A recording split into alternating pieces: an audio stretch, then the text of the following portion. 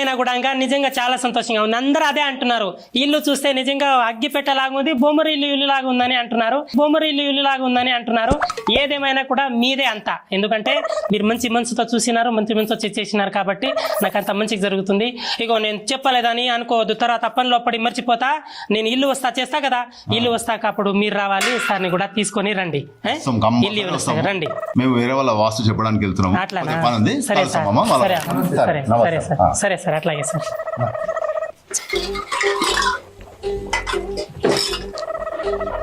ఎవరమ్మా ఇంట్లో? ఎవరయ్యా మీరు?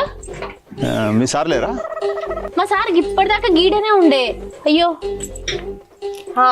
వస్తుండు. నమస్తే సార్. నమస్తే నమస్తే, బాగున్నారా? బాగున్నా సార్. ఏంటి ఫోన్ చేశారు, రమ్మన్నారు? ఏం లేదు సార్, ఇగో ఇల్లు లోపలికి వెళ్ళి బయటకు వచ్చినా తగ్గుతుంది, కింద ఇల్లు కాలు చాపుకోనిక లేదు. అసలు ఇంత పెద్ద జాగా పెట్టుకున్నా